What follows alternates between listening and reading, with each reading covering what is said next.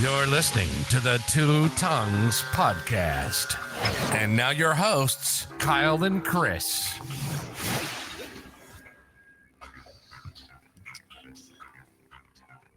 Good day, everybody. Welcome back to another episode of the Two Tongues Podcast. Getting back to a little bit of opinion scholarship again today on a little ditty called the Ashtavakra Gita. So we're getting into Hinduism here again. And I'm going to be critical of it this time. Maybe for the first time on the podcast, I like to talk about what I like. So often when I bring these subjects up, I'm telling you guys about what I like the most about it. In this case, I think it's important to be critical and maybe say some things that aren't so good about it. So I might be heavy-handed in leading with that. It's not going to be all bad. So before I jump into this, I'll just remind everybody that the interest that I've had in Hinduism really stems from the Upanishads. We have talked about the Rig Veda. We read creation myths from Hinduism. I think it's very interesting because the religion is so old. You know, it's the most ancient, continuously practiced religion in the world. It dates back to our Proto-Indo-European ancestors, deep into prehistory. It's fucking interesting, right? But what I like the most about it is the philosophy that comes out of what they call Vedanta, which comes out of a book called the Upanishads. Not the Vedas exactly, but the end of the Vedas, the Upanishads. So you might think about the way the Bible ends with the book of Revelation. It's kind of like that. This is the cornerstone. This is the final bit of the story, and it consolidates and illuminates the entire message. And so what I like most about that is the way in which the Upanishads talk about God. Hinduism, as you guys know, is a polytheistic religion with countless gods, understood in the way that the classical religions understood gods, with some differences. But then there's this higher level understanding which takes the form of a kind of trinity: Brahma, Vishnu, Shiva, the creator, the destroyer, and the preserver of the cosmos, of reality. And Brahma is at the top of that hierarchy. Brahma is the high god, you might say, the god that all of the other gods roll up to. And you might also say the god from which all of the other gods descended. You know, they're all different aspects of the one God. And so there's a hint of monotheism in it. And I like that, you know, I'm a radical monotheist. And I have interesting ways of justifying that. But the Upanishads talk about this in a way that's connected with this idea of consciousness. And for those people who are, you know, mystically minded, the psychonauts out there, and many of the Eastern religious aficionados understand what I mean when I talk about connecting the idea of creation or of God to the idea of sentience or consciousness or awareness.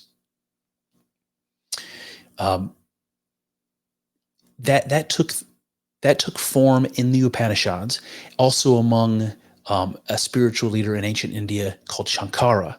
And we've talked a little bit about Shankara in the past. And the school of Hinduism that he represents is called Advaita Vedanta. And that means non-dual. Okay, and the idea is that our consciousness, our awareness, and the awareness that they believe is the bedrock of material reality, the ones and zeros behind the matrix, the T1000 liquid metal can become anything, the analogy that I always use, the thing that is ultimate reality behind the world of perceptions, the noumena, whatever that is, that ultimately it's indistinct. That thing I'm calling God is indistinct from our own consciousness. And not just our awareness, you know, like what's looking out from my eyes right now, what's observing right now. Not just that, but material reality itself, time and space and the laws of physics and all of that. It's indistinct from the thing that we call God. It's non-dual. Everything is one. And this is a message you hear from mystics, religious mystics and psychedelic mystics and everything in between. I like that. I like the Upanishads. I like Shankara. I like Advaita Vedanta. It resonates with my own intuition. It corresponds to my own mystic experience. What I want to discuss today is a book called the Ashtavakra Gita. Good friend of mine in the show, Daniel Torridon of the Onion Unlimited podcast, brought this to my attention. It's a relatively easy read. He wanted me to give it a read, so I did, and it focuses on this non-dualism philosophy, that same thing that you see from Shankara and the Advaita Vedanta school. Just to give you a little bit of historical background, first of all, the copy of the book that I read, I don't read Sanskrit. I far from a linguistic scholar, so I read a translation by a gentleman named Dr. Thomas Byram that was published in 1990, and this is really a dialogue. So you can think about the Platonic dialogues. It's like a conversation that's happening between two people. Dr. Byram he stripped the translation of who was speaking and who was answering, and so it reads more like poetry. But it doesn't really take anything away. In fact, it I think maybe even makes it more powerful, because that's how the message is meant to be experienced. So a couple things historically about this particular Gita. It's old, okay? It was written anonymously, and that's generally the case. Like, if you want to know who wrote the Vedas, good luck. If you want to know who wrote the Bhagavad Gita, if you want to know who wrote the Puranas, I mean, good luck. They're written anonymously, kind of like in the Bible we have the Psalms, and they're attributed to King David, but really they're anonymously written. The Ashtavakra Gita does not claim to be part of any collection of scriptures. It's not part of the Vedas. It's not part of the Puranas, but it is ancient, and it's filled with interesting shit. Okay, I'll put it that way. It stands alone. Okay, it's a work in and of itself. Now, the dating of it is controversial. Some scholars place it around 600 BC, so very ancient, which is just after the Bhagavad Gita was written. Others claim it was written by followers of Shankara himself, so much later on in the 8th century AD. Could be any time in there.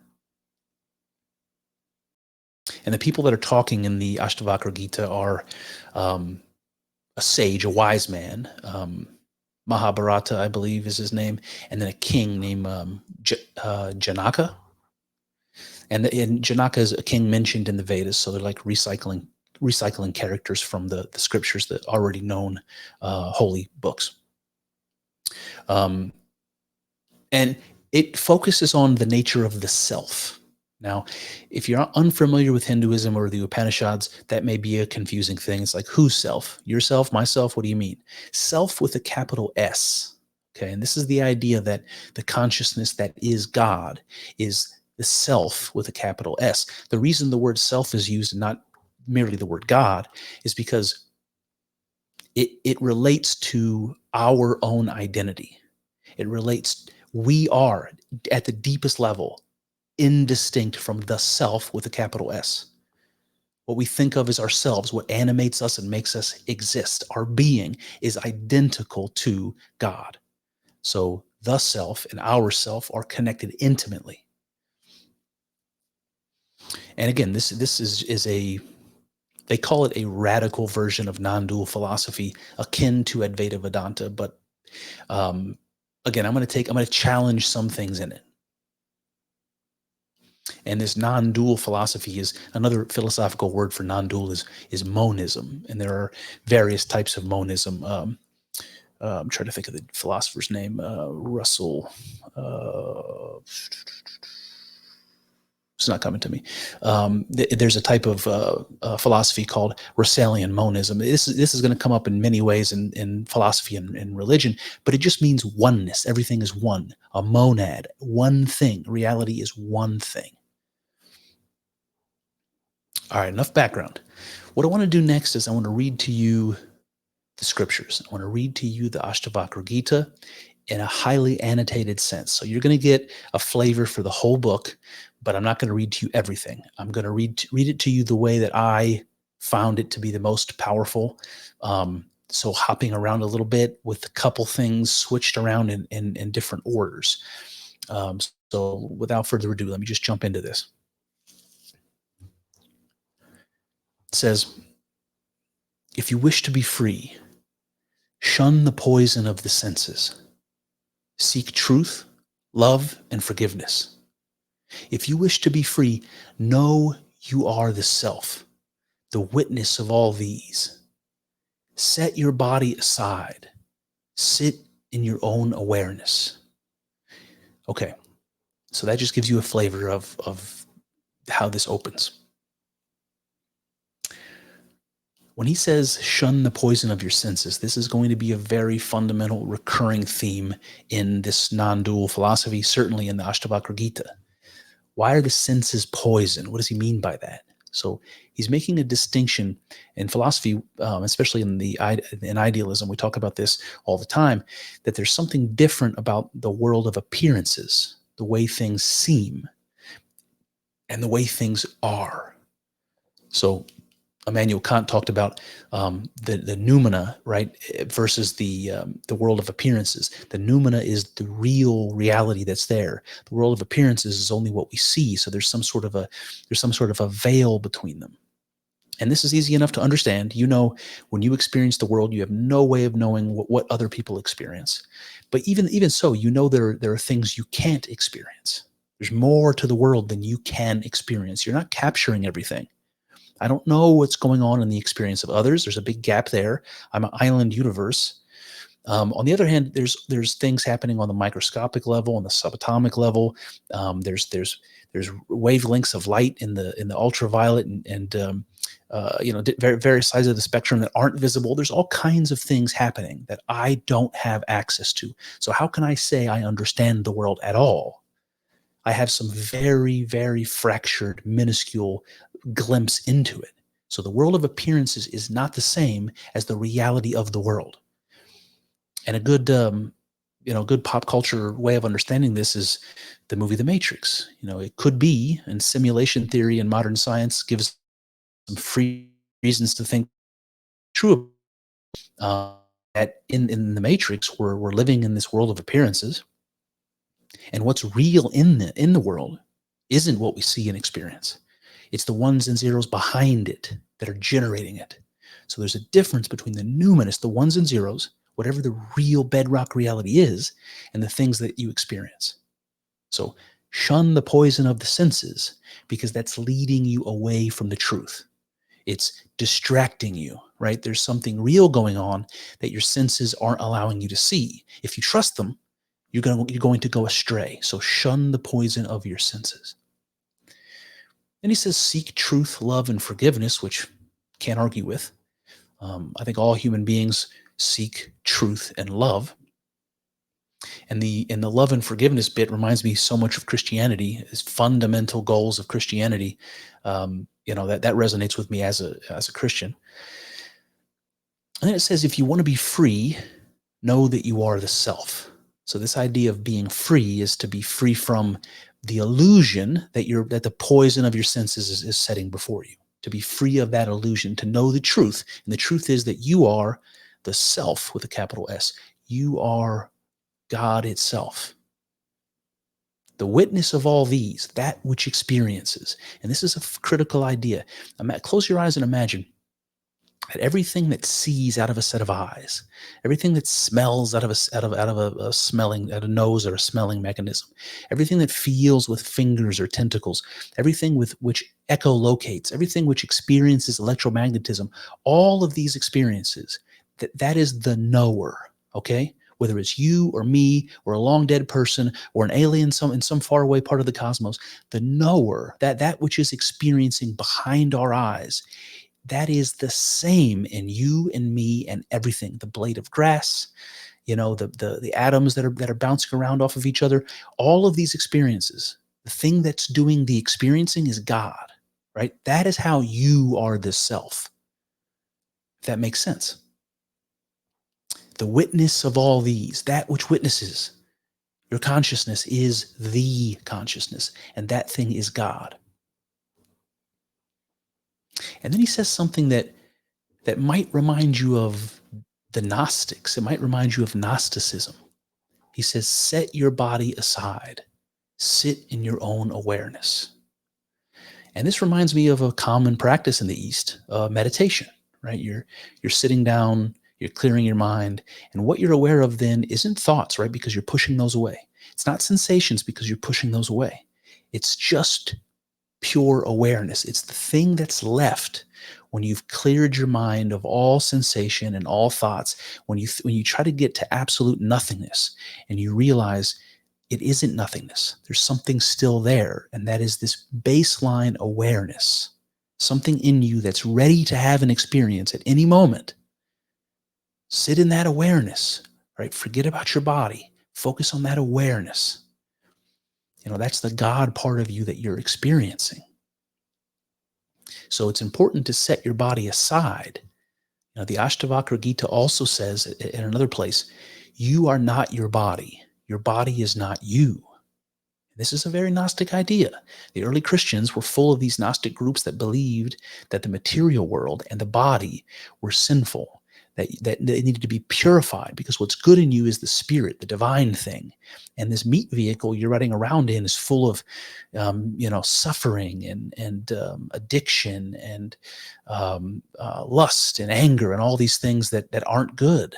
Right? So your body is evil. You have to set it aside. You have to get out from under your desires. You got to get out from under your weaknesses, because those things are keeping you from the spiritual essence of becoming closer to God, something like that. And you get an echo of this here. Set your body aside. You are not your body. And in the modern world, it's very difficult to say something like that. You are not your body. We identify with our bodies. Our faces, our memories, all of that. But that's not you, says the Gita. You are something else. You are that awareness that's left over when you've forgotten everything else. That thing, that's what you are. All right, I'll go on. He says, if you see yourself as separate, you are bound. No, you are one. You are awareness itself. Just as a coil of rope is mistaken for a snake, so you are mistaken for the world. The self looks like the world, but this is just an illusion. Whatever takes form is false. Only the formless endures. All right, so you get some interesting echoes of ancient Greek religion, pre-Socratic Greek philosophy, and certainly Hinduism and Buddhism and some Eastern ideas that what God is formless and eternal, the unknowable, something like that.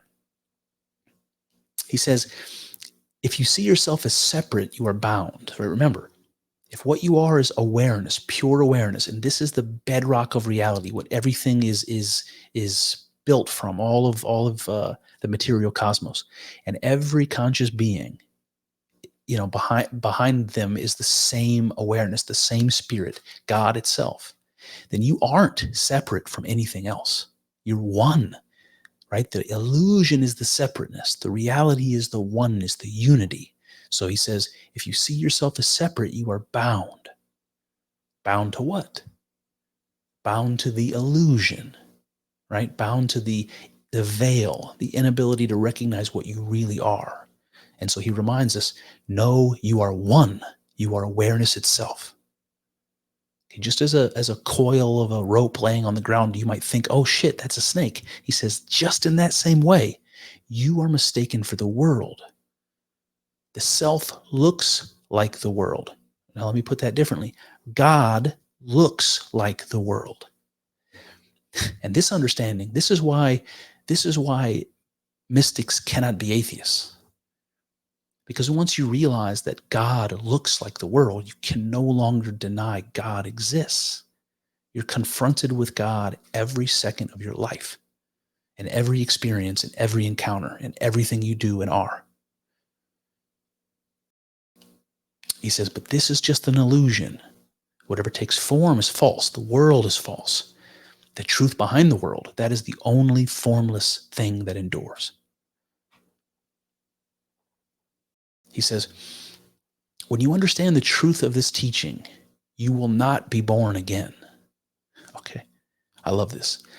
Obviously, the word born again as a Christian reminds me of my own Christian upbringing. To be born again is part of the Christian experience, part of the salvation, to be born from the Spirit and from fire. That's what Jesus says.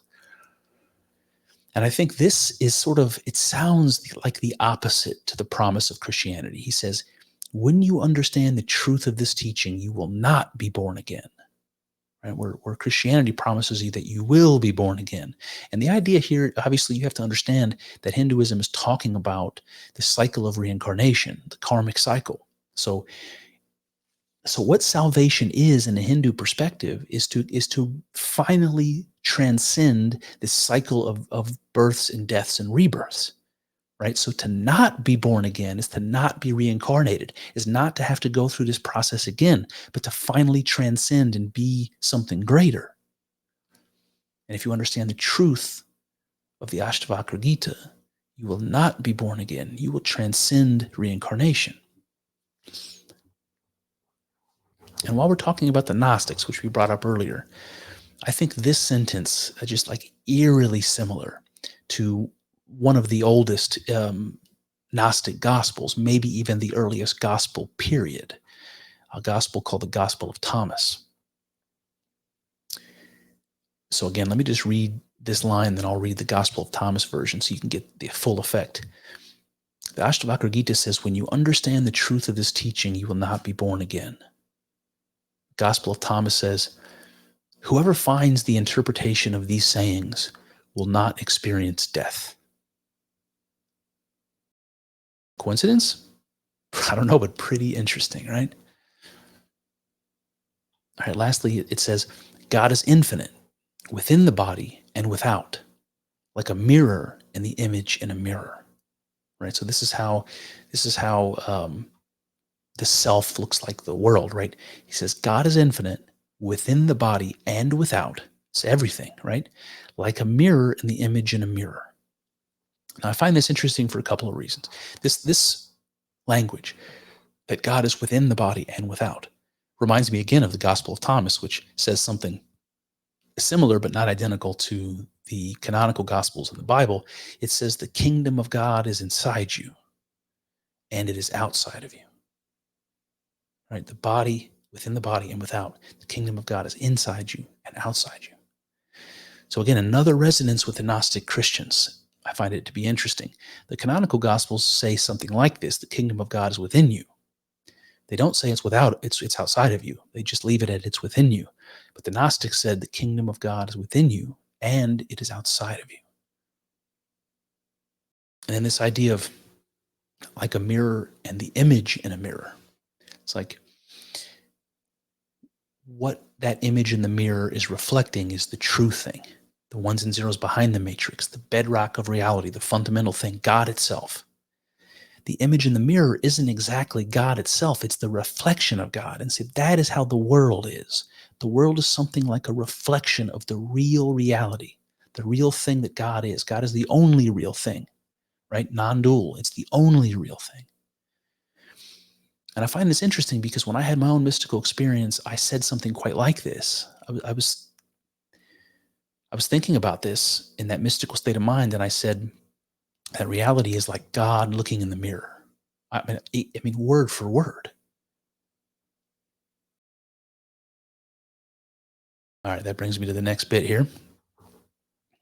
He says, as a wave is only water, so creation is only the self.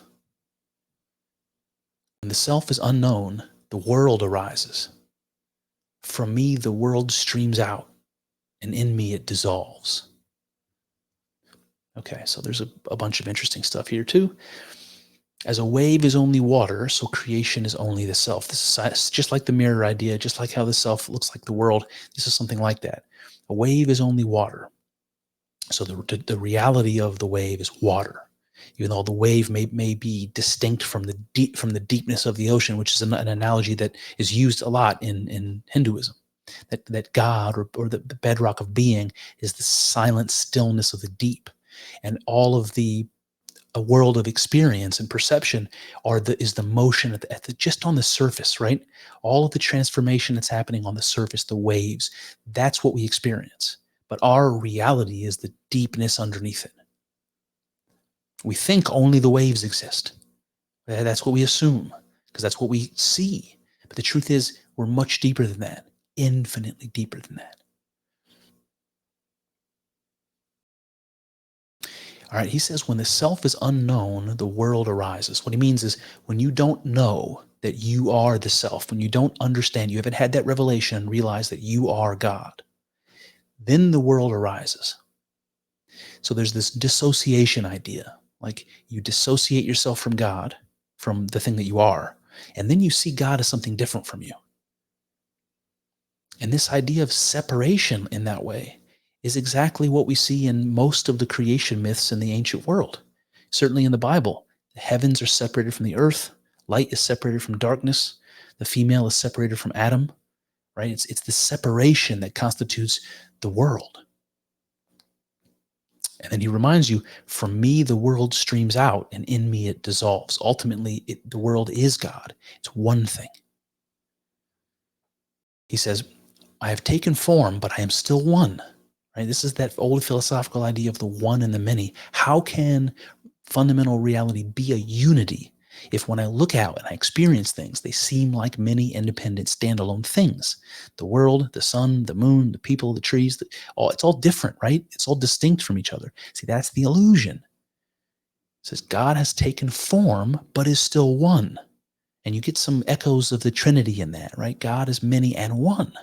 So we have this idea even in Christianity. Then he says, I am not the knower, nor the known, nor the knowing. These three are not real. They only seem to be when I am not known. Two from one, this is the root of suffering. Only perceive that all the world is false. There is no other remedy. So this is focusing a lot on the illusion aspect of reality. But some interesting stuff here. He says, I am not the knower, the known, or the knowing.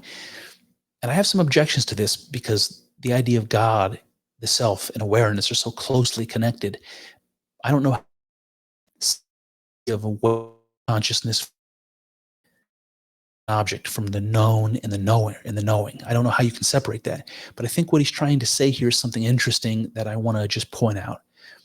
That the Hindus make a distinction between consciousness, like our normal perceptions, and the experience of awareness, right? So remember when I was talking about meditating and clearing your mind of everything, no sensations, no thoughts, and you notice that that you haven't created nothing. There's still something that you can't get rid of. That's just a baseline pure awareness. And that is the sacred thing. That's the thing that can't be done away with. It's the fundamental thing. Now, pure awareness in that state is something all by itself. Now, it may be the thing that experiences. And so that when there's something to experience, something to be known, and a process of knowing involved, awareness is what's doing that. But it's not the same thing, right? To say that consciousness is the process of knowing isn't quite right. This awareness is something else. And they say that it is still and unchanging and eternal, much like the Taoists talk about the Tao. And so thoughts are always changing, right?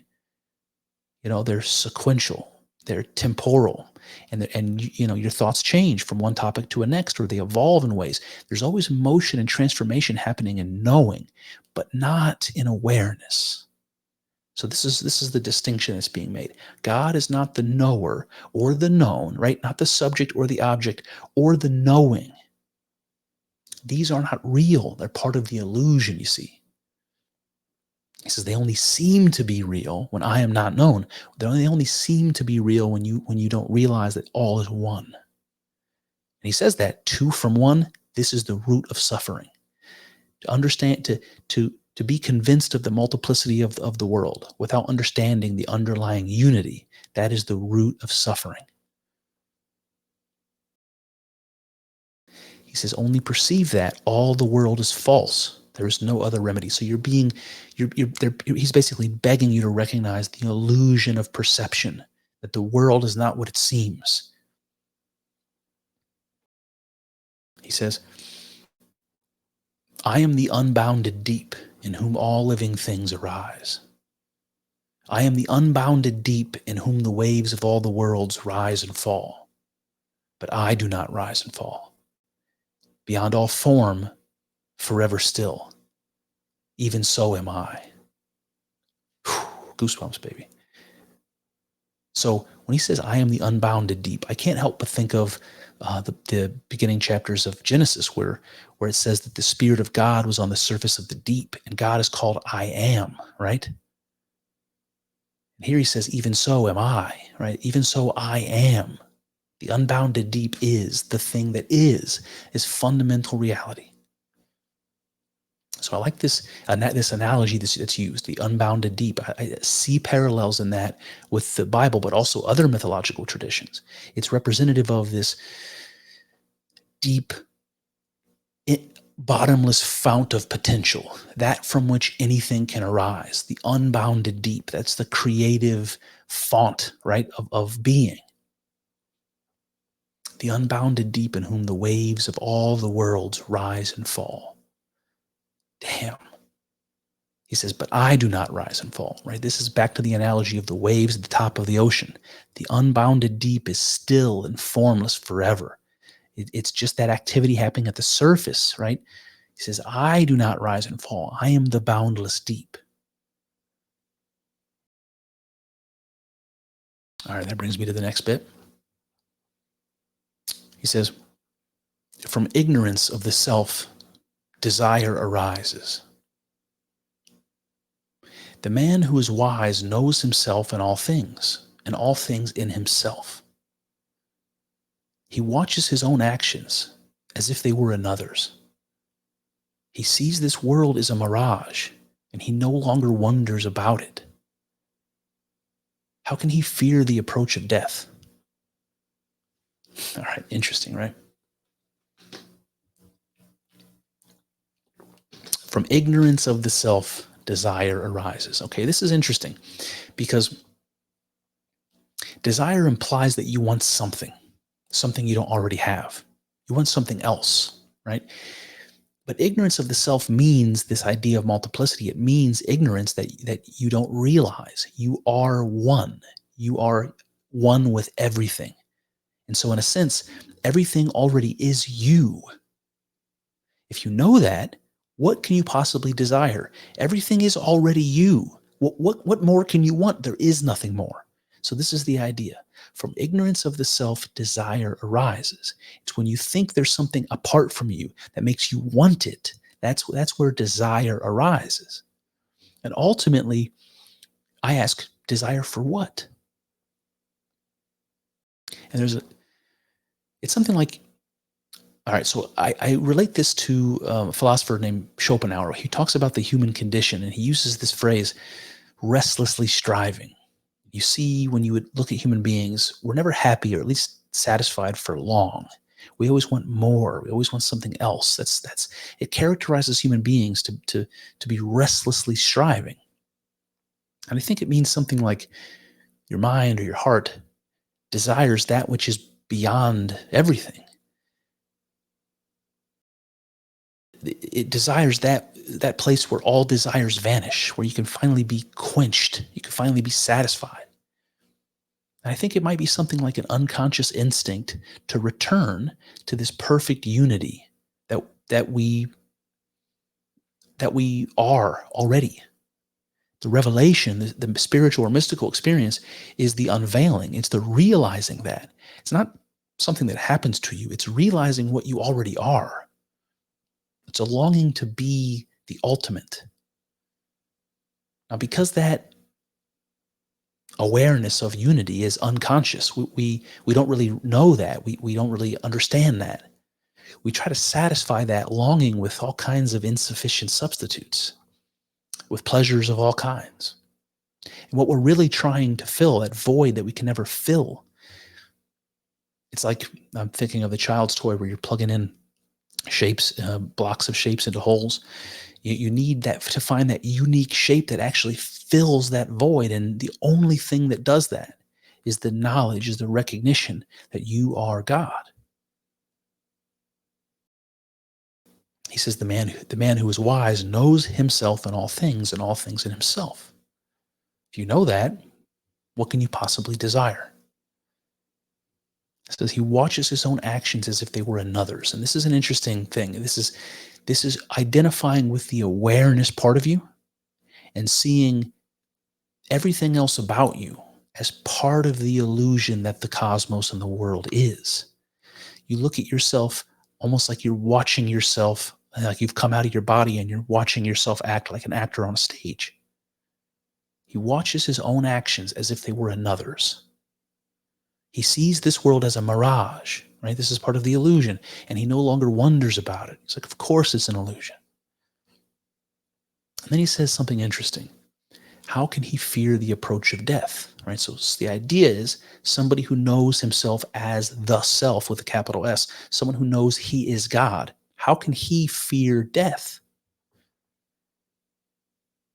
The Ashtavakra Gita also says it in one point, you and the world are one. You cannot change or die. This is what he means.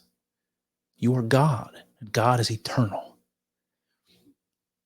And it reminds me of the promise of eternal life in Christianity. Right? Remember the Gospel of Thomas quote we read earlier? He who understands the interpretations of these sayings will not taste death. Or John 3:16, God so loved the world, he gave his only begotten Son, right? For whoever believes in him shall not perish, but have everlasting life. This is the promise of Christianity, and you see the echo of it here. How can you fear the approach of death when you know this great secret, this great truth?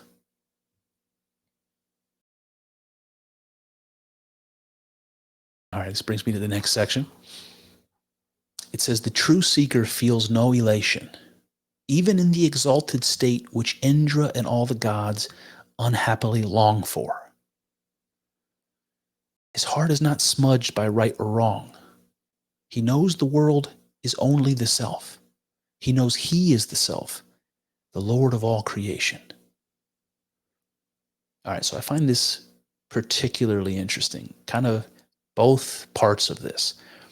When he says the true seeker feels no elation, even in the exalted state. So I take this to mean that mystical experience, that pinnacle moment where you recognize you have that revelatory unveiling and you recognize that you are one with eternity. When your identity suddenly is shared with the thing you generally call God.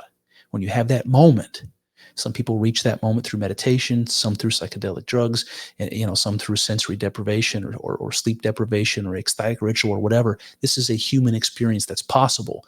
When you have this exalted state, you feel no elation. It's not like you're pleased about it because the you that would be pleased is not part of that experience. You become the experience. You become God. And this is the interesting bit. He says, this exalted state, which Indra and all the gods unhappily long for. Like, this is a telltale sign of the complexity of Hinduism. Right? Indra is the high god in the Rig Veda, the god of the sky, the god of order. But it's not just him. Him and all the gods long for this exalted state, this oneness experience.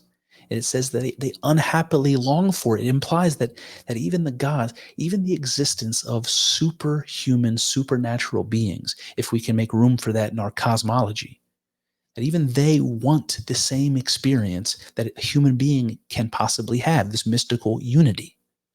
And they long for it unhappily, which implies that they struggle or cannot achieve that experience. And I can't help but think about the story of the Buddha Gautama Buddha, who was a Hindu, by the way, who meditates under the Bodhi tree reaches enlightenment. And as the story goes, the Hindu gods or devas or whatever it is, demons, are actually trying to actively stop him from transcending, from reaching nirvana. They see it's happening and they try to actively stop him. They're like, fuck no! Like they're unhappy about it. What is that? It's saying that there's something in human experience that is higher even than the gods, right? There is a God with a capital G, a self with a capital S, that is above even the gods with a lowercase g.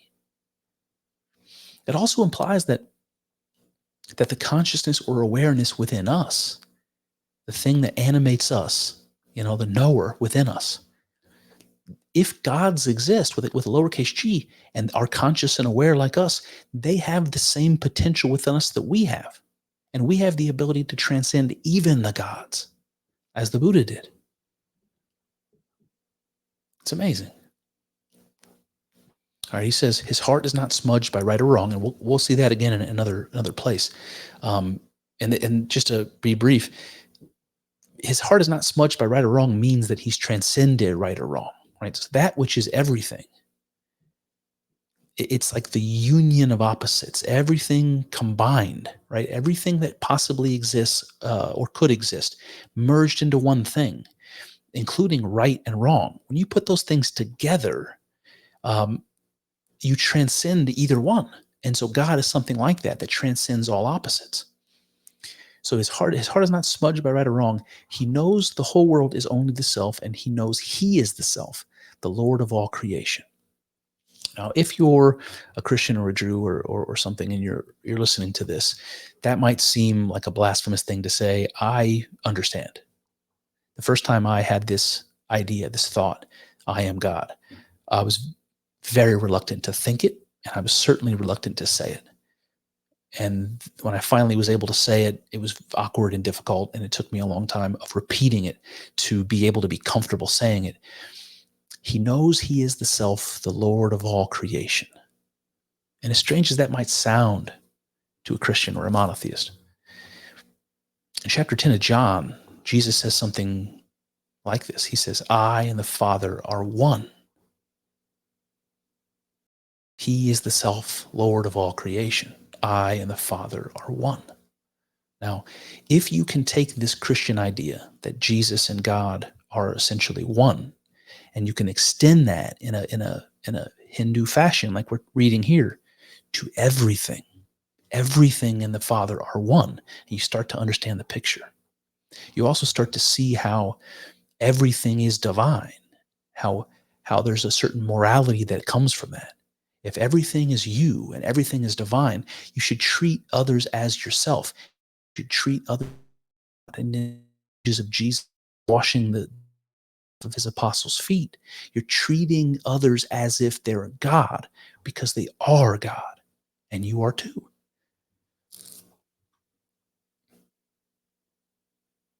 All right, we're getting towards the end here, but another couple brief bits, and they kind of get better as we go along. To conclude, it goes like this. When the mind is attracted to anything, you are bound. When there is no I, you are free. Wherever there is desire, there is the world. Desire binds you. Destroy it, and you are free. Nothing lasts. Nothing is real. It is all suffering. Give it up. Give up the illusion. Give up the world. Let it all go, the body and the mind. Let yourself dissolve. You are already fulfilled. Let yourself dissolve. Man, oh man, you see what I mean about the poetry? Let yourself dissolve. So we're focusing a lot on this idea of the world being illusion and the attachments we have to the world, and trying to break those attachments and break the desire that causes the attachments.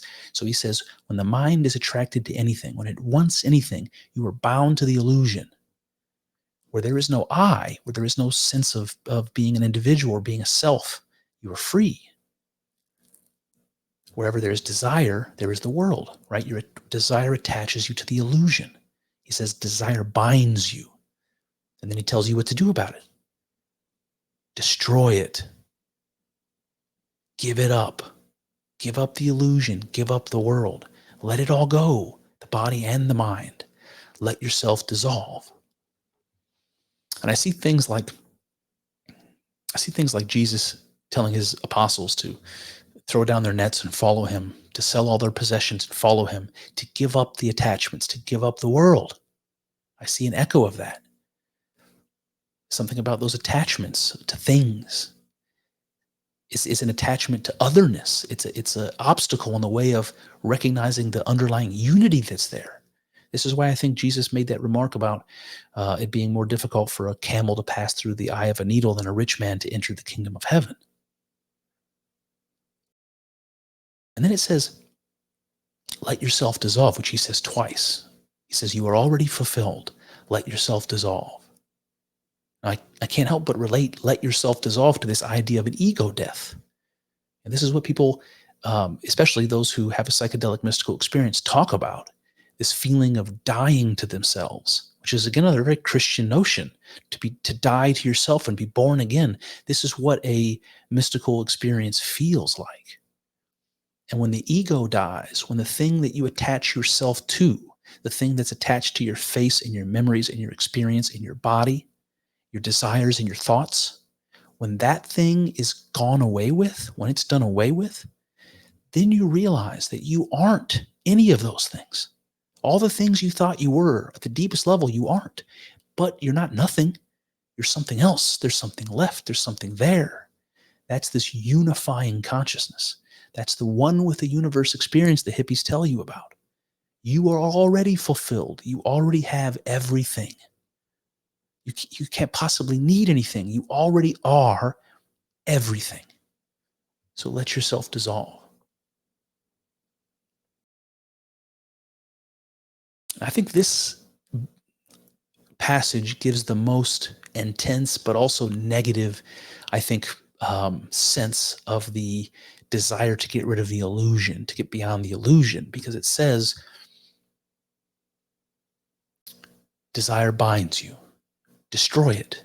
Nothing lasts. Nothing is real. It is all suffering. Give it up. Give up the illusion. Give up the world. Let it all go. Let yourself dissolve. It's scary. It seems scary. I think there's things about this that are important and true, and things about this that, well, I'll save it for the end, but I object to. All right, two more. He has gone beyond the bounds of human nature. Right? This is somebody who's had that mystical experience, that's felt the unity, that has the revelation they are God. He has gone beyond the bounds of human nature. Nothing disturbs him. Nothing surprises him. Because he is free, he neither craves nor disdains the things of the world. He takes them as they come. His mind is always detached. His mind is empty. He is not concerned with the struggle between good and evil. He is beyond all. He knows there is nothing. Whatever he does nothing. All right, so all this stuff about there being nothing, it's sort of true and not true, because we know that the thing he's calling nothing, he's also calling illusion, right? The world is illusion. It is nothing because it's false. But it's not nothing in the sense of no thing. It is a thing. It's just a false thing. He knows there is nothing. Then he says whatever he does nothing. But at another point in the Ashtavakra Gita, it explains what he means by he does nothing. And this is a confusing thing to me, because even in the Taoist tradition, they say things like do without doing, and it's like, what does that mean? But the Ashtavakra Gita clarifies this. He says at some point, in the scripture, the body does this, not I. Right? The body does this, not I. With these thoughts, whatever he does nothing. Okay, so it's the body that acts. Remember that passage earlier where it's talking about coming outside yourself and watching yourself act as though you're somebody else. It has to do with understanding that you're not attached to that thing that's your body or your thoughts or your memories or your whatever. You're something beyond that. You're the awareness beyond that. So God doesn't act, right? The body acts, but the deepest part of you is not doing the acting. So when it says whatever he does nothing, I think that's what he really means. The action in the world is part of the illusion.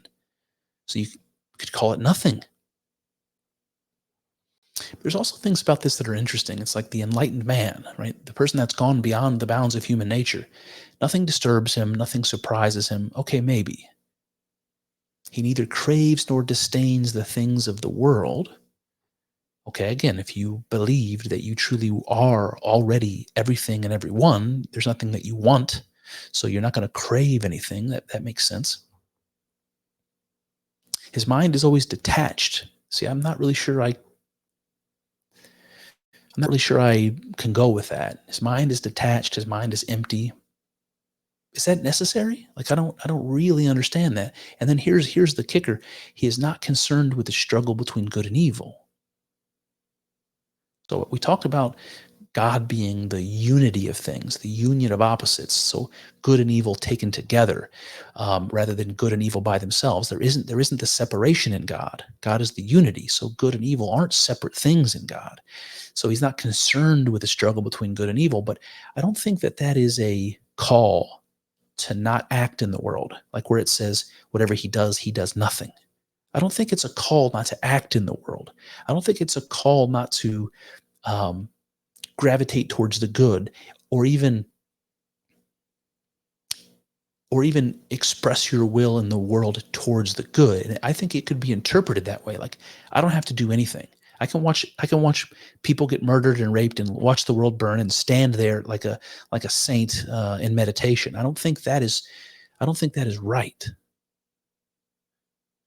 I think there are some believers in Hinduism and Buddhism that may say that. I don't think that's the right way of understanding this. I'm not sure the Ashtavakra Gita is doing justice to the truth of the intuitions of mystical experience when it says things like this. And it's certainly possible that it's over my head. Certainly possible I'm not understanding it. But I think that interpretation is wrong. All right, the last quote for the day. It says, "Awaken to your own nature, and all delusions melt like a dream. The world is nothing. It is only an idea. The self lives forever. Everything else is imagination.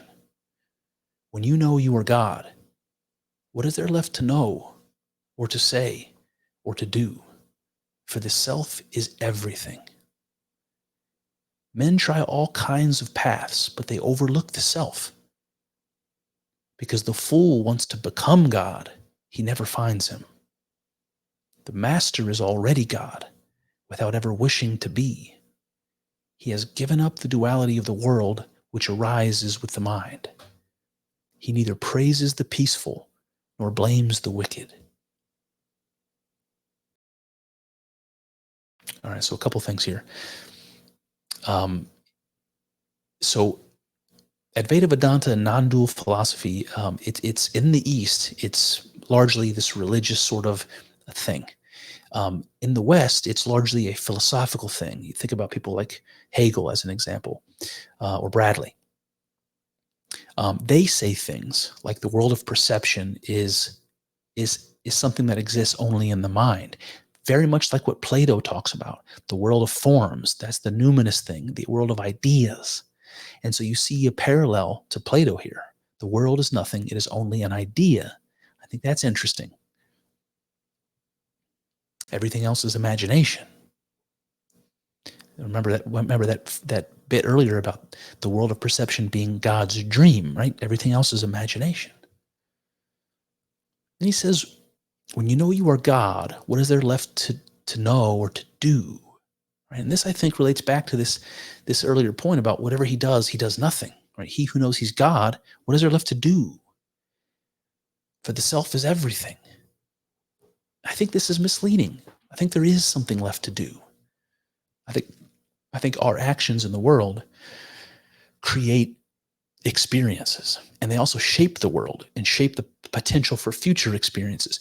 What we do is critically important because we are God. And as God, we are shaping the world. We are creating the world. So what we do is significant. How we express our will is significant and even divine. And it can be used for evil. It can be used in a way that's not helpful, that destroys.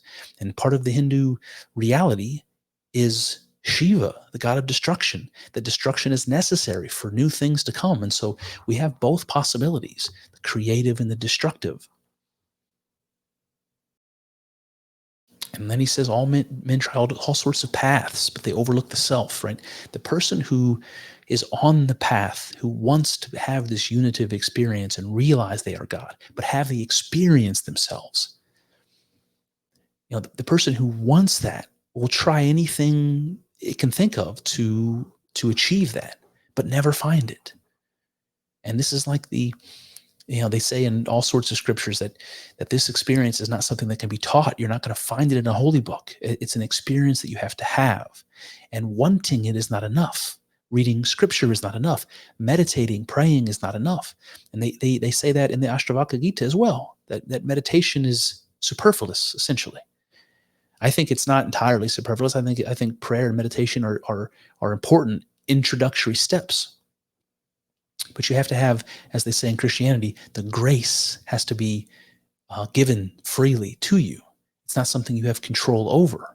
But once you have that experience, it says the duality of the world which arises with the mind goes away. And then it repeats this similar sentiment that we read earlier about not caring about the struggle between good and evil. It says, he neither praises the peaceful nor blames the wicked.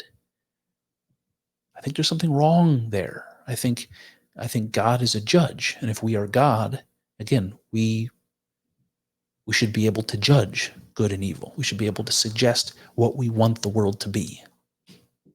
We should be able to blame the wicked.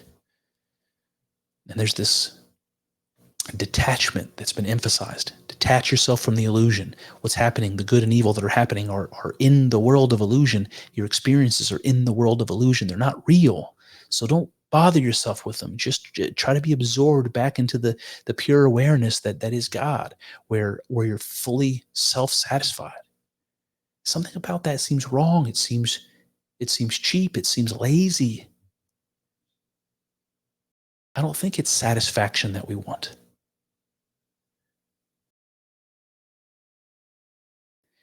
If that were the case, we'd never get out of bed. We'd all just do heroin until we died. I don't think satisfaction is what we want. We want challenge. We want experience. We want novelty.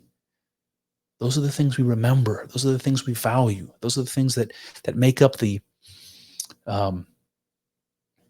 scenes of our lives that flash before our eyes and at the moment of death. Those things. That's what we want. That brings me to my conclusion. Okay. So as much as the philosophy of non-dualism resonates with my own intuitions, as much as I've faith of a genuine mystic experience, I want to try to be critical here and as objective as possible. The truth is, the Ashtavakra Gita says many things I like, but others I'd like to challenge. For example, when describing God or the self with a capital S, I agree wholeheartedly. God is, as the Gita says, one, eternal, and formless, and is associated with the animating sentience in the world. It is awareness itself. Where we begin to diverge, however, is in the implications of these truths. The Gita says the self is not the world or the body. It is not the knower, the known, or the process of knowing. There is a stark division placed between what we might call the divine and the material, between the transcendent and the immanent. The Gita calls the material illusion and asks that we dismiss them in order to find the truth of our own reality. The world, as understood through sense perception, is harshly called delusion, poison, false, not real, and even nothing. as if there's nothing good in any of it, as if its existence serves no purpose but to bind us and keep us from realizing what we are, as if it serves no purpose at all. And for this reason, it shouldn't be engaged with. We should, quote, give it up. As the Gita says, even let our very selves dissolve. This attitude, I believe, is a mistake. It's too simple, naive even. It is missing the forest for the trees. You see, if we agree that awareness is bedrock reality, that it is the fundamental thing, and that the consciousness which exists in the world is in fact indistinct from it, then we have to ask ourselves, what is the nature we share with the self, with God? We recognize the primordial questions that perpetually occupy and fascinate human beings, the very things that myth, religion, philosophy, and science attempt to answer. What am I? What is the cosmos? What is the meaning of existence? We long to know ourselves and learn toward the answer through experience. By understanding the experience of being us, by experiencing the world and others, we get ever closer to the answer. So why should God not be occupied by this same yearning?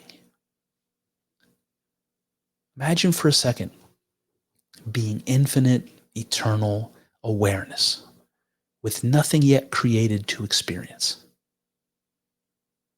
For eons you sit in the silence of yourself, aware, but aware of what? What would there be to be aware of?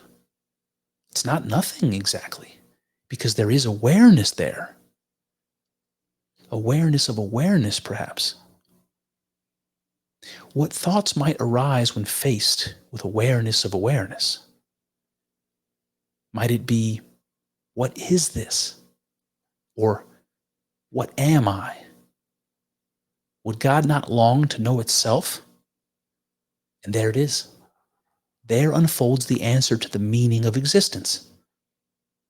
The self separated its own awareness from awareness itself, subject from object. And the world was born. The world, therefore, is the mechanism by which God gets to know itself. It gets to experience the infinite glory that it is. It is that which transforms awareness in potential to a fractally unfolding actuality, which is nothing more, nothing other than a mirror held up to the infinite, a representation, an image of God. The world lets God be God. It transcribes pure awareness into a living, moving self-experience. Now, you can call that illusion if you want, and you would not be wrong. But you'd be just as far away from the truth. The illusion is real. It is just as much God as transcendent awareness, and even inseparable and indispensable from it. Should we deny and dismiss that? Or should we love it with all our hearts? What say you? Well, there you have it. That's one avenue explored, but infinitely more still to